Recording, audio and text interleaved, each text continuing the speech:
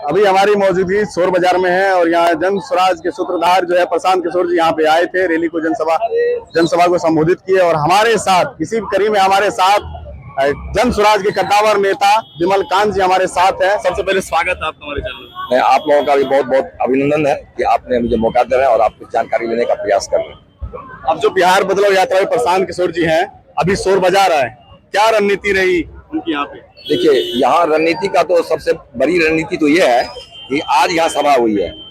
विगत 3 वर्षों से वो बिहार में गांव-गांव जा रहे हैं, गली-गली जा रहे हैं और अपनी बात कर रहे हैं, लोगों को समझा रहे हैं। कभी किसी से वोट मांगने के, अभी ने आपने देखा होगा कि आज भी उन्होंने वोट नहीं मांगा है। उन्होंने ये कहा है कि बिहार में जो बदहाली क्यों है, उससे निकलने का रास्ता क्या है। और इसी बात पे तो रणनीति तो साफ है कि बिहार की जनता समझे जो हमसे क्या गलती बिहार की जनता से हो रही है। बिहार की जनता अपने मत का महत्व समझे कि हमें किस मुद्दा पे वोट देना है, किसको वोट देना है और कौन सी सरकारें आएगी या कौन से नेता आएंगे जो उनकी बात सदन में रखेंगे या उनके लिए हित की बात करेंगे। तो रणनीति साफ है। पर लोग जो है इस सभा में आए तो हमने कवर किया तो पता चला हमें कि सबसे ज्यादा महादलित लोग यहाँ पे आए और सबसे ज्यादा भूमिहीन लोग भी यहाँ पे आए। देखिए, सबसे बड़ी बात क्या है, कष्ट किसको है? जिसको कष्ट होगा, जिनको कठिनाई है, वही आएगा। ये तो सर्वविदित है कि आज भी सरकार ने जो कुछ भी तथाकथित व्यवस्था की है, उसके बाद भी महादलितों की जो अभी समस्या है, स्थिति है, वो सबसे दयनीय है। तो जो जिनकी स्थिति दयनीय है, वो अपनी स्थिति को सुधार करने के लिए वो जरूर आएंगे। तो इसीलिए उन्होंने वो लोग आते हैं और आना भी उन लोगों को चाहिए, और कोई ऐसी बातें नहीं है। ज्यादातर देखते हैं दूसरे पार्टी से लोग जो है जनस्वराज में ज्वाइनिंग कर रहे हैं। जेडीयू में ज्यादातर जो है भगदड़ मच गई है, जितने भी नेता हैं जनस्वराज में शामिल हो रहे हैं। इसको लेकर क्या कहना है आपका? देखिए, मैं तो सिर्फ एक बात कहूंगा कि जनस्वराज की जो विचारधारा है, तो जनस्वराज की विचारधारा से जो प्रभावित हो रहे हैं वो लोग आ रहे हैं, चाहे वो जदयू का हो, चाहे वो भारतीय जनता पार्टी का हो, चाहे आप आरजेडी का। मैं तो ये कहना चाहूंगा कि आपने देखा होगा कि जो मान्यवर जगदानंद सिंह है आरजेडी के प्रदेश अध्यक्ष, उन्होंने बजाते लिखित रूप से पत्र जारी किया अपने कार्यकर्ताओं को कि आप लोग उसमें ऐसा ना जाए। तो ये तो सर्वविदित है, इसमें तो आ ही रहे हैं। सारे पार्टी के जो भी कार्यकर्ता है, नेता है, वो आ रहे हैं। सबसे बड़ी बात क्या है, आपको ये देखना पड़ेगा कि विचारधारा क्या है। अगर आप मुझे ही लेंगे, आप मुझसे प्रश्न करेंगे, तो मैं भी कांग्रेस पार्टी में था। मैंने आज से 2 साल पहले आया और मैं आपको कैमरे पे आपको विश्वास दिलाता हूं कि चाहे मुझे कुछ मिले या ना मिले, वैसे मैं संभावित प्रत्याशी हूं, आप जानते हैं, मैं इसी विधानसभा से हूं। ये निर्भर करता है पार्टी के ऊपर। प्रशांत किशोर जी जो सिस्टम बनाया व्यवस्था के ऊपर, ये प्रशांत जी पर भी निर्भर नहीं करता है, प्रशांत जी द्वारा बनाई गई व्यवस्था पर निर्भर करता है कि अगर हमको वो मौका देंगे मैसी विधानसभा से लड़ने के लिए, तो मैं अपना 100% दूंगा। तो मैसी विधानसभा जितने भी 4-5-6 लोग जो है पर्चा भरे हैं, सबका कहना है कि हम ही विधायक बने, तो कौन बनेगा, किसको टिकट मिलने वाली मैसी विधानसभा? देखिए, मैं तो ये कहूंगा, मैंने क्या कहा, जब मैं अपने बारे में नहीं कहता हूँ, कहीं से कोई ऐसी बातें आश्वासन नहीं है कि टिकट किसको मिलेगा। जो लोग ऐसा कहते हैं, खास करके संभावित प्रत्याशी, ये उनकी समझ हो सकती है या उनका आश्वासन हो सकता है। मुझे कोई आश्वासन नहीं मिला है कि आप भी वहां से लड़ेंगे। मुझे लगा कि मैं पहले भी 2015 में विधानसभा से चुनाव लड़ चुका हूँ। मुझ में जो क्षमता है, उस क्षमता के अनुसार मैं मैसी विधानसभा के लिए कार्य कर सकता हूं। इसलिए मैंने आवेदन किया और संभावित प्रत्याशी इसी आधार पर मैं कर रहा हूं। बाद बाकी व्यवस्था जो तय करेगी, पार्टी जो तय करेगी, जो भी उम्मीदवार होंगे उनको समर्थन दूंगा। अगर मैं उम्मीदवार रहूंगा तो आशा करूंगा कि वो लोग भी मुझे समर्थन दें। अब तो स्कूल का बस्ता आ चुका है, रास्ता साफ हो चुका है। आप जो है कांग्रेस पार्टी से जनस्वराज में ज्वाइन हुए हैं, कांग्रेस में थे आप, उसके बाद जो है आपकी पप्पू यादव पूर्णिया के सांसद जो है काफी मित्रता रही है और आपका जो है मिलन जुलन काफी रहा है। अभी जो एक बयान उनका वायरल हो रहा है कि प्रशांत किशोर जी को वो जानवर कह रहे हैं। देखिए, ये तो उनकी जहां तक एक व्यक्तिगत रूप से है, तो पप्पू यादव जी सक्रिय रहे, इसमें कोई दो मत नहीं है। जहां तक बात मेरा सवाल लीजिएगा, तो मैं एक थोड़ा सा एक अलग किस्म का आदमी, मैं कह सकता हूँ मैं बेबाक आदमी हूँ। चाहे कोई भी पार्टी रहे, कोई सरकार रहे, कोई नेता रहे, अगर अच्छा काम करता तो उसकी तारीफ होनी चाहिए, ये प्रशांत जी भी कहते हैं। और रही बात, आपने ये कहा कि अभी वो जानवर कहते हैं या फ्रॉड किशोर कहते हैं, ऐसा कहते हैं। मुझे लगता है कि पप्पू यादव जैसे व्यक्ति को, जो सांसद है, इतना मर्यादित पद पे है, उनके मुंह से इस तरह की भाषाएं नहीं निकलनी चाहिए और उनको इस पे नियंत्रण रखनी चाहिए और उनको इस बात पे पश्चाताप होनी चाहिए। और मैं खुले शब्दों में मेरी उनसे व्यक्तिगत जो भी रहा हुआ हो, जहां वो अच्छा काम किया उनको मैं समर्थन दिया या उनको मैं माना हूं, इस बात को लेके मैं बहुत दुखी हूं और मैं उनकी बहुत घोर निंदा करता हूं, भर्त्सना करता हूं, क्रिटिसाइज करता हूं। और मुझे नहीं लगता है कि उन जैसे ऐसे मतलब पद पे आसीन व्यक्ति को इस तरह की भाषा का प्रयोग करनी चाहिए। बीजेपी वाले कहते हैं कि जनसुराज में जितने भी इनके कार्यकर्ता हैं, जो भी शामिल हो रहे हैं, सब जो है अपराधी।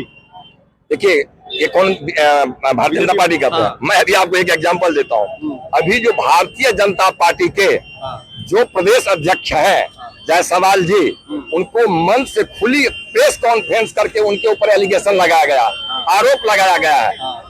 ना तो बीजेपी का कोई नेता और ना स्वयं वो खंडन भी नहीं कर रहे हैं। और उनके ऊपर संगीन आरोप है कि मेडिकल कॉलेज जो कि एक माइनॉरिटी के लिए, सिख समुदाय के लिए था, उसमें एक क्लर्क के रूप में वो काम करते थे और क्लर्क के रूप में काम करके जो डायरेक्टर बने हुए हैं उनको जवाब देना चाहिए। और रही बात उनके ऊपर हत्या का आरोप है, तो भारतीय जनता पार्टी ये कहे कि जनसुराज में सारे अपराधी हैं। मैं कहता हूँ मैं अपराधी हूँ, मेरे ऊपर आज तक कहीं भी एक भी थाना में आवेदन नहीं है। और आप भी हमारे, अगर आप हमको जानते होंगे, और मैं तो कहता हूँ, मैंने अभी आपको देखिए विचारधारा कैसे मिलती थी। मैं था आरा गया था, मेरे साथ मेरे बहुत सारे सहयोगी थे। प्रशांत जी ने अभी कहा है कि किसी पार्टी का उम्मीदवार हो सकता है कि गलती से किसी गलत उम्मीदवार को जनसुराज टिकट दे दे। उनका स्पष्ट कहना है कि किसी भी पार्टी का उम्मीदवार हो, अगर वो उम्मीदवार जो सबसे योग्य उम्मीदवार है उसको वोट कीजिए। और मैं कहता हूं आपको, अगर मुझे मैसी विधानसभा से लड़ाया जाता है और अगर मैसी विधानसभा में मुझसे कोई योग्य उम्मीदवार हो, जनता को लगे योग्यता इस बात पे नहीं होनी चाहिए कि मैं किस जाति से हूं और वो उम्मीदवार किस जाति से है, मैं किस पार्टी से हूं वो किस पार्टी से है। उम्मीदवारी का योग ये तय होनी चाहिए कि मेरा व्यक्तित्व क्या रहा है। अगर मुझसे कोई ज्यादा, और बात एक खुला मंच पे डिबेट होनी चाहिए कि उनके पास क्या सोच है, उनके पास क्या सोच है, मेरे पास क्या सोच है। अगर जो व्यक्ति, अगर हम आवाज बनेंगे, जो जनता मुझे वोट करेगी, उसको लेके हम जाएंगे सदन में जाएंगे, वहां जाके उनकी आवाज को मैं रखूंगा। तो जब रखने की क्षमता हम में नहीं होगी, हम यहाँ नहीं बोल सकते, यहाँ उनको मैंने समझा सकते, तो मुझ पे क्यों मतलब भरोसा करें। तो मैं तो आपको इस बात के लिए आग्रह करता हूं, और कोई रहने, मुझे तो इस बात से बड़ी खुशी है। और आपको आश्चर्य लगेगा कि प्रशांत किशोर जी ने ये बात, हमको कितनी खुशी हुई होगी, ये बाद में कहे, उसे 10 रोज पहले मैंने कहा और मन से कहा था आरापट्टी में, ऐसी भी प्रखंड के अंतर्गत, जो आज भी यहाँ बहुत सारे लोग खड़े थे। बात मैं तो अभी भी कहता हूँ आपको, किसी भी पार्टी का, चाहे वो आरजेडी का ही क्यों नहीं हो, भारतीय जनता पार्टी का क्यों नहीं, जदयू का क्यों नहीं हो, उम्मीदवार को देख के अगर उम्मीदवार में काबिलियत है, उम्मीदवार अच्छा है, तो आप उसको वोट कीजिएगा। जनसुराज का उम्मीदवार से बेहतर उम्मीदवार होगा तो उसका वोट कीजिएगा। एक ही प्रार्थना है, एक ही रिक्वेस्ट है कि वो मतलब जो उसका जो ये असेसमेंट होनी चाहिए, वो इस आधार पे नहीं कि कौन किस जाति का है, कौन किस पार्टी का है। उनकी व्यक्तित्व, उनकी योग्यता, उनकी कर्मठता, उनकी ईमानदारी, आज तक व्यक्तिगत जीवन में जो उन्होंने किया है, वो आधार होनी चाहिए। प्रशांत किशोर जी का टारगेट क्या है बिहार में? नीतीश कुमार को हटाना है या बिहार को सुधारना है? नहीं, बिहार को सुधारना है, ना किसी को हटाना, अपने हट जाएंगे। बिहार को सुधारना है। वैसे तो नीतीश कुमार जी जाहिर है, आप ये बात तो अगर आप कहिएगा तो ये तो स्पष्ट है कि नीतीश कुमार जी तो जाना तो तय है, ठीक है। और रही बात, उनका एक ही है, उनका सपना है, उनका सपना है कि बिहार में एक ऐसी व्यवस्था कायम हो कि महाराष्ट्र से, हरियाणा से, पंजाब से लोग यहाँ आकर के नौकरी करने के लिए, पढ़ाई करने के लिए बिहार आए। जिस तरह से बिहार की एक शिक्षा समृद्धशाली था, यहाँ नालंदा यूनिवर्सिटी था, और इसीलिए जनसुराज ने, प्रशांत जी ने और कोर कमेटी ने बहुत मतलब कि इस आग्रह के साथ स्कूल का बस्ता लिया गया है। अब लालटेन का युग नहीं रहा, तीर और तलवार में कोई विश्वास किसी को नहीं करनी चाहिए, फूल से कुछ होना नहीं है, ठीक है, इसलिए नहीं होना है। वादे तो सभी पार्टी करते हैं, और ये भी यहाँ आके कह रहे हैं मुद्दा ही नहीं बचा। विपक्षी पार्टी कह रही है कि प्रशांत जी के पास कोई मुद्दा नहीं, इसलिए पलायन का मुद्दा वो लोग उठा रहे हैं। नहीं, पलायन का मुद्दा क्या? अच्छा, अभी देखिए, मैं आपको बता रहा हूँ, अभी कितना पेंशन मिलेगा? 1100 रुपया। ये कब किया गया है? अभी इतना दिन वो थे, 15 साल 20 साल से नीतीश जी को मतलब ये समझ में नहीं आया था। जब प्रशांत किशोर जी ने और जनसुराज ने ये दबाव बनाई कि नहीं हम 2000 पेंशन देंगे, तो डर से उन्होंने 1100 किया है। तब भी ये 1100 पे नहीं रुकेगा। जन स्वराज का सत्ता आनी है, व्यवस्था परिवर्तन होना है, और जो बुजुर्ग है उनको मतलब 2000 रुपया मिलना तय है। पेंशन अब तो नीतीश कुमार जी बढ़ा दिए, 1100 कर दिए हैं, तो जन स्वराज को वोट क्यों देंगे? वो नीतीश कुमार को देंगे। तो 2000 ने किए हैं, 2000 कर दे। और तो मैं तो चाहता हूँ कि अच्छा ये काम कर रहे हैं नीतीश कुमार जी। चाचा कितना पेंशन मिल रहा है आपको? पहले तो 400 मिलता था, अभी 1100 किया है। किसको वोट देना है इस बार? वोट अभी किसी को क्या कहते, समय आएगा तब मिलेंगे। अभी किसी कहने से आगे तो प्रचार में है जन स्वराज का ना। तो जन स्वराज कह रहा है कि आपके बच्चे को बाहर नहीं जाना पड़ेगा, रोजगार यहीं देंगे। तो उनसे समय आएगा तो दिल्ली जाके माल खिलाना बच्चे को, बिहार में रोजगार दिलाना। हाँ, तो सब बाद में बताएंगे, समय आएगा तब। समय आएगा तब। आप लोग क्या कहना है पेंशन के बारे में? पेंशन नहीं मिलता है तो बढ़ा दिया है, मिलवे करेगा। 1100 मिल रहा है ना, तो जन स्वराज कह रहा है 2000 बढ़ा देंगे, मिलेगा आपको 2000? हाँ, लग रहा है मिलेगा। Good mind good find. तो 2000 पेंशन की जो बात कह रहे हैं वो मिलना है आपको? मिलना है, पक्का विश्वास है? चलिए, बुजुर्ग को भी विश्वास है, कह रहे हैं 2000 मिलेंगे। लेकिन ऐसे वादे तो बहुत सारी पार्टी करती है कि हम आएंगे, विकास करेंगे, 5 किलो अनाज की बात करते हैं। चलिए मैं मान लेता हूँ कि विश्वास लोग क्यों करे। एक बात मैं बताता हूँ, दोनों पार्टी मिलके 35 साल तो राज की है ना। अरे 5 साल में तो कोई बिहार को लेके चले नहीं जाएंगे प्रशांत किशोर, ठीक है। एक बार मैं निवेदन करूंगा आपके माध्यम से जनता को कि एक बार विश्वास कीजिए। कभी कभी ऐसा इतिहास रहा हुआ है और ये इतिहास साक्षी है, कभी कभी जब बहुत अत्यंत पाप बढ़ जाता है तो कोई ना कोई महापुरुष का उदय होता है। वो तो है। और एक बात तो विश्वास करनी चाहिए कि जिस व्यक्ति को किसी चीज की कमी नहीं है, वो व्यक्ति अगर गांव-गांव जा रहा है, इतना मेहनत कर रहा है, अपना पैसा खर्च कर रहा है, अपनी पैसा खर्च कर रहा है, तो आप बताइए को किस लिए कर रहा है? इतना तो समझना चाहिए। और अच्छी पार्टी कह रही जितना खर्चा कर रहा है उतना जनता से निकाल लेंगे प्रधान जी। विपक्ष क्या कहेंगे? विपक्ष क्या कहेंगे? विपक्ष के पास ये तो बौखलाने वाली बात हुई, निकाल लेंगे। आप निकाल रहे हो, विपक्ष निकाल रहा है। कह रहे सत्ता में आने के क्या उनको अनुभव है कि जैसे वो निकाल रहे हैं ऐसे आशा करते हैं कि प्रशांत किशोर जी भी निकालेंगे? वो निकाल रहे हैं क्या? उनको अनुभव है तभी तो बोल रहे हैं वो। तो ऐसा अगर वही तो बंद करना है। वो जो निकाल रहे हैं जनता से लेंगे नहीं, जनता को देंगे। और जनता का ही अधिकार है, अपना जेब से नहीं देंगे।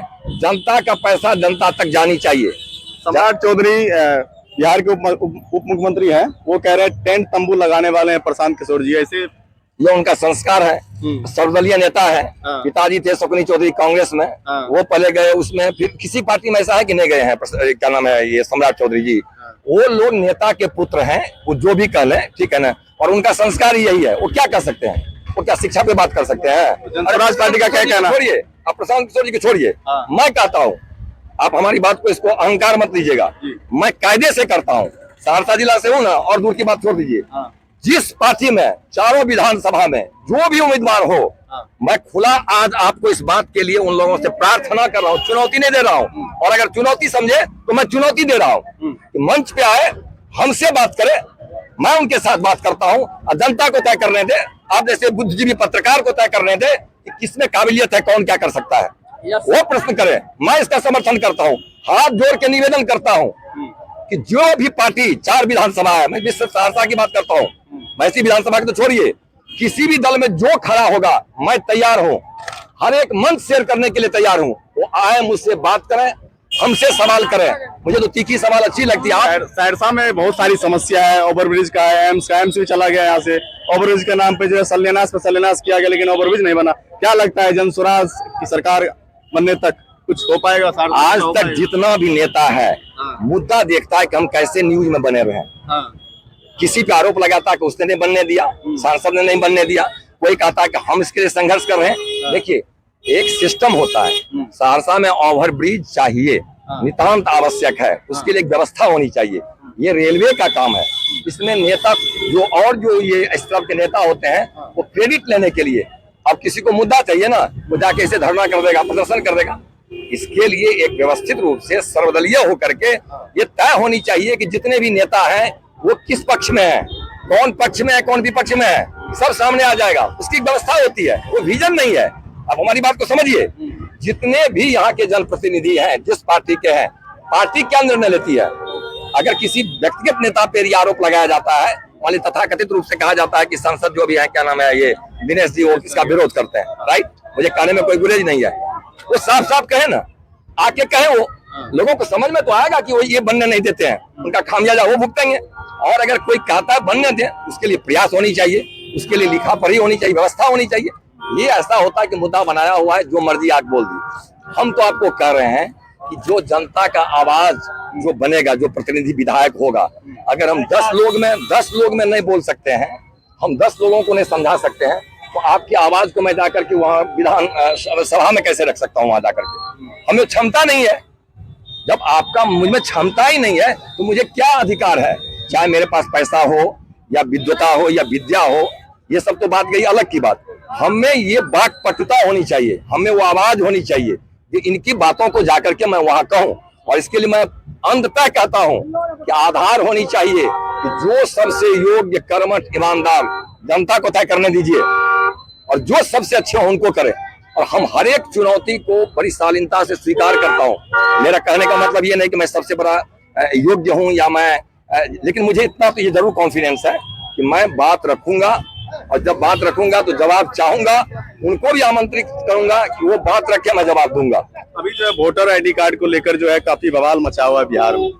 देखिए, बवाल जो मचा हुआ है, एक बात तो तय है, अगर गलत वोटर आईडी कार्ड बना है तो उसका सुधार होना चाहिए। लेकिन इंटेंशनली जो, मान लीजिए अभी लोग यहाँ पे नहीं है, उनका वोटर आईडी है और वो अभी सब पलायन में बाहर है, अगर वो वहां से उपस्थित नहीं होते हैं, उस आधार पे वोटर लिस्ट से उसका नाम काट दिया जाएगा, तो ये गलत है। अब हमारी बात को समझिए। अब हाय तोबा करना, कहीं जाके जाम लगा देना, चक्का जाम करना, चक्का जाम से क्या है? इलेक्शन कमीशन को जाके घेरो, इलेक्शन कमीशन को जाके घेरो, जाके राजभवन को घेरो। आप यहाँ पे जाम करने से किसको तकलीफ होती है? कोई बीमार है, रोड पे जाम हो गया, उसको दिक्कत हो रही है। अब दुकानदार दुकान खोला हुआ है, उसका दुकान बंद करवा दोगे, उससे क्या फायदा हो जाएगा? आईडी कार्ड में जो संशोधन किया गया है, इसमें दस्तावेज कुछ मांग कर रहे हैं, 11-12 दस्तावेज है, इसमें जमीन का या कुछ हो, या यहाँ जन्म प्रमाण पत्र, यानी कि ये चचा अगर मान लीजिए बुजुर्ग हैं, इनको अगर जन्म प्रमाण पत्र नहीं है तो साबित करना पड़ेगा कि ये बिहार के वासी हैं। पहले तो देश में घुसपैठी आते तो बिहार में कहाँ से आ गया? देखिए, ऐसा है कि कोई जब नियम बनता है तो किसी पर्टिकुलरली एरिया के लिए नहीं बनता है। आपने देखा होगा कि कुछ जगह ऐसी है जहाँ की ऐसी व्यवस्था हुई है, और वो बड़ा संदेह उत्पन्न करता है। मैं साइड करूंगा कि आज तक पे दिखाया गया था कि कुछ एरिया है, सीमांचल का एरिया, जहाँ की आधार कार्ड का जो रेशियो है और इसका रेशियो में डिफरेंस है, आधार कार्ड का रेशियो है। ये कहीं ना कहीं सिस्टम को ही, अगर ऐसा है तो who is responsible? The government is responsible, either the central government और द स्टेट गवर्नमेंट। तो वोट लेने से पहले ये बात रखनी चाहिए। यस, तो उनकी फॉल्ट है, अब उनको फॉल्ट है। अब रही बात, मैं एक बात कहूंगा कि वाकई में अगर जहां गलती है उसकी सुधार होनी चाहिए, निरीक्षण होनी चाहिए, लेकिन इसको मुद्दा बना करके रोड जाम, लोगों को तंग करना, परेशान करना, ये सब सिर्फ एक, ये क्या है, हथकंडा अपनाया जा रहा है, षड्यंत्र है। ठीक है, जो चीज होनी चाहिए उसके लिए व्यवस्था होनी चाहिए। अगर मान लीजिए किसी का बेटा नहीं यहाँ पे है, वो बाहर में है, उसका नाम है, अगर उसका फादर इस बात को कहता है, जो बीएलओ है वो जाके देख के पता करे, अगर उसका सब कुछ है। और दूसरी बात तो पता सबको है कि कौन है कौन नहीं है, और इसको करनी चाहिए। सवाल उठता है कि आप देखिए, पक्ष हो या विपक्ष, मैंने पहले भी कहा कि मेरा मानना यह है कि अगर पक्ष अच्छा, सरकार अच्छा काम करता तो उसकी सराहना होना चाहिए, अगर गलत काम करता है तो उसकी आलोचना होनी चाहिए।